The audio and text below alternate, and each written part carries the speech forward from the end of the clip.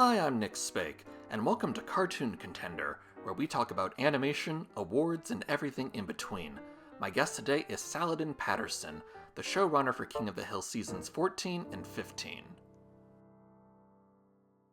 Alright, so Saladin, I guess the best place to start would be to ask, what's your history with King of the Hill? When did you first start watching it, and what was it like going from a fan of the show to being its showrunner? Gotcha. So I first started watching King of the Hill when it first premiered. I believe it was back in 1997. I think that's when the premiere was. I was actually in the Disney Writing Fellowship program when it premiered. And I was a big Simpsons fan, and obviously they pumped it as a companion to The Simpsons on Fox. I watched Beavis and Butthead in high school, so I kind of knew of Mike and his reputation for comedy. So I became a big fan of the show when it premiered because to me it was very cool that it was a show that the word about King of the Hill was, why is it animated? It could very much be a live action show because it was so grounded, and it dealt with like such kind of relatable, grounded father son things. And so when I was in the program, part of being a Disney program is they had us writing spec scripts of existing shows that were considered smart, funny, well-written, clever shows. And that usually meant a show that had like an established reputation, that had been on for a few seasons. But I really lobbied to be able to write a King of the Hill. Like I cut out all the newspaper articles about how good the show was and how smart it was because I really knew that it was going to be something that's pretty unique and specific. So I became a fan of the show then. Like I said, that was 97. Then around 99, I actually interviewed with Greg Daniels and Richard Pell, who was running King of the Hill at that time, to be on the show. And they offered me a job, and I didn't take it because I was also offered a job on Frasier. And I took Frasier instead. And I bring that up because Greg and I still joke about that. Sometimes saying no is the best thing you can do because it kind of, kept me on Greg's mind and Richard Pell's mind. I later worked with Richard Pell on the Bernie Mac show, and then Greg and I became friends and worked together on an animated show with Louis C.K. and Albert Brooks, called The Cops, that Greg had asked me to come aboard and help run. And again, it all stemmed from us meeting together when I met on King of the Hill. So when then he and Mike wanted to do this kind of refresh, and they were meeting with showrunners. I was coming off the Wonder Years, which was ending on ABC, and again had a relationship with Greg, and he thought it would be good to revisit me and King of the Hill. So he introduced me to Mike, and it kind of clicked, and that's what brought me back to being the showrunner now. Yeah.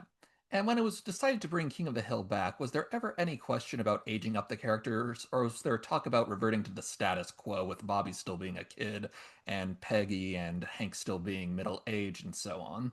Gotcha. So I'll say this: Greg and Mike first started thinking about bringing King of the Hill back, I think around 2016, 2017, actually, because there was still a pretty big like kind of fan following online of the show, the original show, and they had done a table read at Sketchfest where they kind of brought the cast back together, and they did a table read of one of the previous scripts, and the fan demand was kind of so strong there, and the response was so strong. They were like, "Hey, you know what? Maybe there's an appetite or a demand, enough of a demand to bring the show back." So that's when they first started thinking about it. In those early days, I think they were kind of going back and forth, how do we answer the why not question? Do we, what's going to be new and different? But I think Greg and Mike came up with the idea of aging the characters up somewhere around then. But it still took, almost, 8 years from when they first started thinking about it to where 20th Animation came on board, and like, okay, yeah, I do think we should bring it back. But they had kind of always wanted to do something new if they were to bring the show back so it wouldn't just feel like other shows that just do these reboots. So I think that was a brilliant idea. I think it really makes the show stand out, and it really gives the audience something that they could be looking forward to experiencing new, but still revisiting the characters that they love. And much has changed since King of the Hill initially ended, especially on the political front. Texas is still a very right winging state, but at the Mhm. same time, that's reflected in King of the Hill, but characters are open to change. Hank, for example, is now coming to embrace soccer, and he'll watch CNN when Fox News is at commercial. What do you think is Exactly.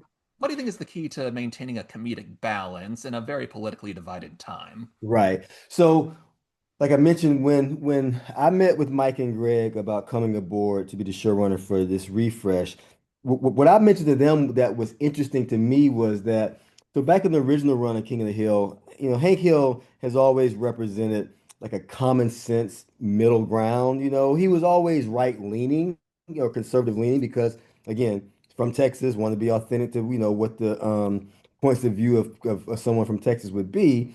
But Hank always represented the point of view of, okay, what's right, what's fair, integrity, honesty, and again, a middle ground that could bring the extremes kind of more towards the middle. So the original show did a really good job at satirizing the extremes and pushing those opinions more towards what the common sense kind of agreement could be, more for social issues or cultural issues than political issues, though. But still, um, but what was interesting to me when we talked about doing this refresh and saying that Hank had been away from the country for about 8 or 9 years and was coming back, during those 8 or 9 years that Hank was in Saudi Arabia, he comes back and he's still common sense middle ground, but like you said, things have become so polarized. What in the late 90s and early 2000s represented a common sense, middle ground conservative attitude would now be an extreme, or would now be probably considered on the left because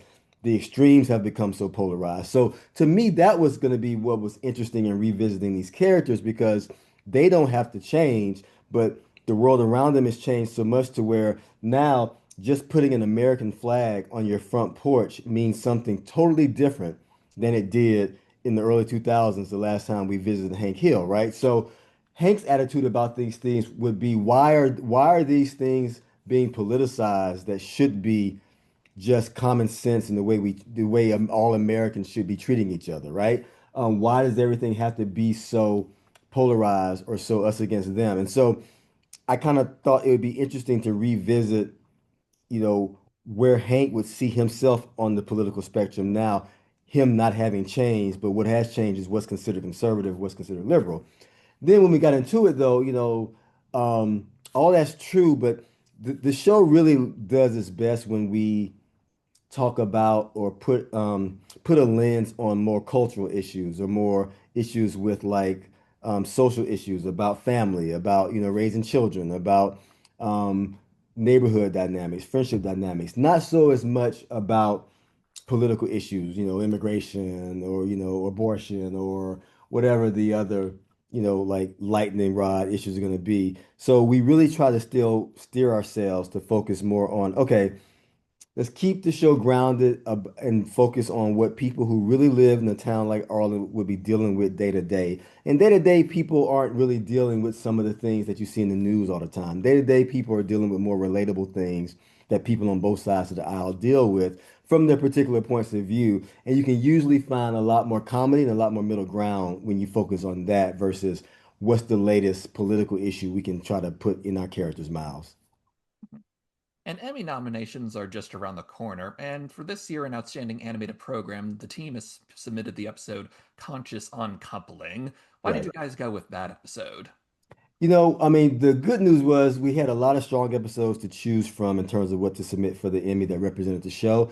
Conscious Uncoupling was one that stood out because it involves all of our characters, in funny ways and gives each character a drive that's revolving around this situation with Khan and Min's anniversary party, but also Hank knowing a big secret about the relationship that he's then charged to keep, but how that also falls back on he and Peggy's relationship because of the competition between the Hills and the Super Newsom phone. So it really just felt like it gave us a lot of elements both that original fans of the show would enjoy, like the history of the competition between, Peggy and Min and Hank and Con, the history of Bobby and Connie's relationship that has evolved over the years. But also it really captured, I think, what we were trying to accomplish with this new refresh of putting our characters in modern day situations in the current world, seeing what it's like for Hank and Peggy and Con and Min who are now couples who've been married, 28, 30 years. What are they dealing with? What sorts of life things are they dealing with grown children? And so it kind of felt like it gave us the best of both worlds in a way. But also, again, the main point that it included all of our characters felt like a good episode to put up to represent what the show was and what the show is now. And you mentioned that Bonnie and, I'm sorry, Bobby and Connie's relationship is at the center of this episode. And when they broke up in the original series, did you always suspect that they would rekindle their romance years later as adults? I think that's something that as a fan of the show, I wanted just like, I think other fans of the show wanted, kind of reminds me of like the Wonder Years, the original version, with Winnie Cooper and Kevin, kind of like the show ended with them. They're more teenagers, but everyone always enjoyed thinking, oh, I wonder what happened with them later in life. And the finale of that show kind of touched upon it. We never got a finale of King of the Hill that touched upon what happened with Bobby and Connie. So I do think um, most people were hoping that they were going to stay in each other's lives, and I think us showing them reconnect was a way to tap into that. Mhm. And Khan also naturally plays a key role in the episode, and Ronnie Chang takes over the role in this season and going forward. And I believe that there were some internal conversations about whether or not Khan would ultimately return to the series. What ultimately compelled the team to bring Khan back? You know, we held off on doing an episode that featured Khan until we really, first of all, had a really firm foundation and footing on what this new refresh was going to be and what kind of stories we wanted to tell and what relationships we wanted to be represented. And there was something about the way that Khan and Min were always foils to Hank and Peggy, specifically Khan to Hank, that we felt we wanted to revisit. And so we were like, okay, well let's come up with again, just like we did with the show, like what's something that is a new development that has happened over the years that we can show reflected in Con and Min's relationship. And we're like, you know what? They were always very contentious, and so much of their relationship involved getting Connie to be the student and getting Connie to have the life that they wanted her to have. And now that she's an adult, where does that leave them? And there's a very relatable thing, that a lot of couples go through, whether they be, immigrant couples or, American-born couples. When the kids leave and the couples realize, okay, who are we now? Sometimes they realize they've grown apart. And we thought it'd be interesting to put Con and Min through that very American experience because, their character drives was always to prove that they were just as American as anybody else. So in terms of the con of it all, we felt, okay, now that feels like a good enough reason to bring him back and can put him into some conflict with Hank and Peggy because Con and Min always used to lord over Hank and Peggy that they felt their relationship was better or stronger or smarter. And so we're like, okay, well, what if Hank and Peggy discover that Con and Min are actually divorced? And how would that be difficult for Hank and Peggy in terms of keeping that secret? And so all that felt like a good time, a good way to bring Khan's character back to put him in the mix to kind of cause more conflict between Hank and Peggy and around Hank and Peggy. And speaking of actors, we sadly lost Jonathan Joss, the voice of John Redcorn, last year. How did the Mhm. crew react to this tragedy, and what do you think the future will hold for John Redcorn in the series? So I mean, obviously, it was very sad and very tragic. We had the pleasure again to bring Jonathan Joss back to do John Redcorn in the refresh. He was in episodes in what was season 14. We had an opportunity to also record him for season 15, which is going to drop on July 20th. So the good news is he had been able to participate in that season before his tragic passing. And then when that happened, it happened in such a sad way. We actually felt we didn't want the show to kind of take the attention away from how sad it was that, someone who had such a sweet soul as Jonathan Josh, had to die in such a tragic way. And we kind of left it open-ended in terms of whether or not the character will continue on the show. It just didn't feel like right to add that kind of thing on top of all the news and press that was already out about his untimely death. So the audience will see the episode that he's last in season 15. We still kind of leave it open-ended to where he can come back, or maybe that could be the end of the arc of his story too with Nancy. We didn't want to make a decision. We kind of wanted to let the stories dictate whether or not we bring that character back. And then if we do, obviously we'll have to talk about, recasting and things like that. I'll point out, as great as Jonathan Joss was, he wasn't the original John Redcorn either, though. The original John Redcorn had already passed in the original series. So it's a role that we've had to recast before. And going back to the Emmys, Return of the King, the season 14 opener, has also been submitted for Outstanding Writing in a Comedy Series. What was the writing process like for this episode, which pretty much set an entire tone for the rest of the season? It was a very enjoyable writing process for me. I really, feel blessed to have had just the opportunity to say that I wrote that with Greg and Mike, since the original was their vision, their brainchild. And it was fun for me to jump into this world, as a writer for the first time with these characters that I loved. And Greg described his experience as it was like revisiting old friends that he hadn't had a chance to speak to in a long time. And I think that kind of fun, light feeling is what we all brought to the process that kind of helped us um, tackle both, a daunting task of kind of rebooting or refreshing something like King of the Hill, but also helped us keep it light and he helped us focus on what I think the audience was going to be looking for, just revisiting characters they loved, the world they loved, and having fun with what they remember from those characters in that world. And I really think that was our experience with the writing process as well. And you've mentioned in other interviews that we're unlikely to see Luann and Lucky return with the passing of Brittany Murphy and Tom Petty before the reset happened. Of course, Luann and Lucky did have a daughter named Gracie, who I guess would be 8 years old around now. Wow, Any now. chance she'll come to visit the hills at some point? I won't say never. I won't say no. That's one where we kind of also want to handle it with respect and deference for, Brittany and Tom. In that, we would have to obviously recast and they were so special to the show as well. It's just not something that we take very lightly. But if as we explore this world and kind of go on this new journey with these characters, if we find it takes us in a direction where the show would be serviced, and our characters would be serviced by refolding Luann and Lucky or Grace and or Gracie back into the picture. We certainly are open to doing that. And I got just one last question for you. What can we expect to see in season 15 without going too deep into spoilers? Sure. We want to continue to explore some of the things that we set up in season 14, especially the Bobby Connie relationship, as they are now going to be officially a couple and that they're going to start dealing with things that young couples in their 20s at that phase of life, coming out of college for Connie, starting a career in terms of Bobby, but doing it together. Going to explore some of those things, some of those growing pains of the couple in terms of them reintroducing themselves to their parents now as a couple. How does the Super Newsom phones feel about adult Bobby versus how they felt about kid Bobby?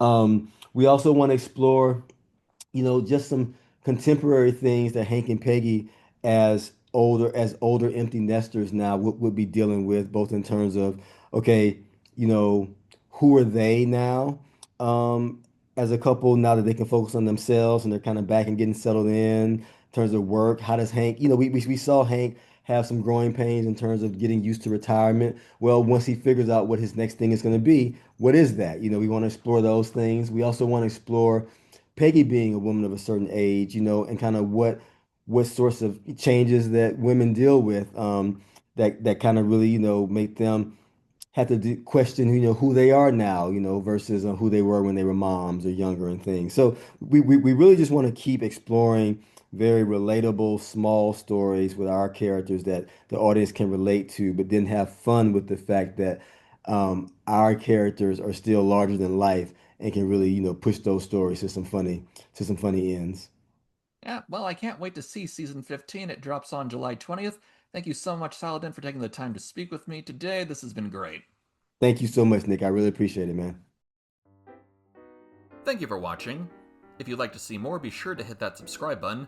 And for more updates on animation, awards, and everything in between, check out my site, cartooncontender.com. Also, check out my books, Bright and Shiny, A History of Animation at Award Shows.